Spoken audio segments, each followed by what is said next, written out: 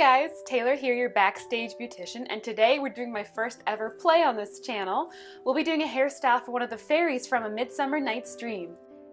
Hey, press the subscribe button. First thing you're going to do is gather the hair in front of your head. I place my fingers at my temples and run them up and back in a diagonal direction towards the crown of my head and gather all of that hair out separately. Once I have this hair all together here, I'm going to pull out small tendrils to frame my face for later. Then take a clear elastic and put it around your ponytail. Keep this ponytail high on your head. Then we're going to create a messy bun or mass of curls on our head where this ponytail is. So the way I do this is I take the ponytail, take all of the hair loosely in my fist, and sort of scrunch it on my head around until it's in a position I like the looks of. Then I will bobby pin those sections into place. Make sure to pin these curls over the clear elastic you just put in your hair to hide it.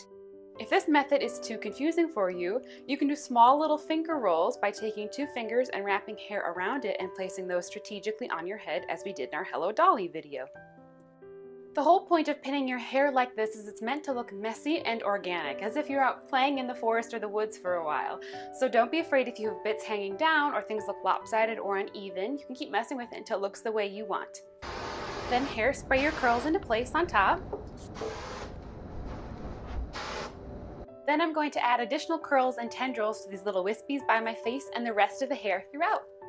I threw some curls in my hair before I started this video to help my hair have a little bit of hold. You can choose to leave your hair in loose curls or waves like I have here, or you could choose to have tighter ringlets and have more of a fairy vibe.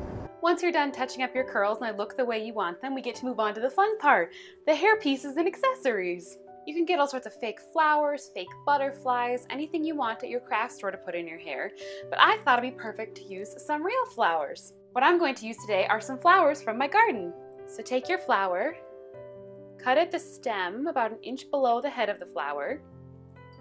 Then I like to place a bobby pin around it and pin it into my hair where I want it to be.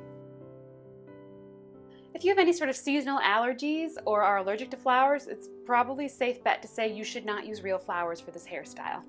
I threw a few little braids into this hairstyle as well, just to add some texture to the skirt of the hair that was hanging down. Creates a little more visual appeal. I then massaged the braids and broke them up a little bit to make them look more messy and undone, again like we've been playing in a forest. Sometimes placing the bobby pin on the stem of the flower and then placing it in your hair doesn't always work for every single flower. So if that was the case for me, I would cut the stem leaving about 1 inch, place it in my hair where I wanted it, and then bobby pin it into place. And then we're all done.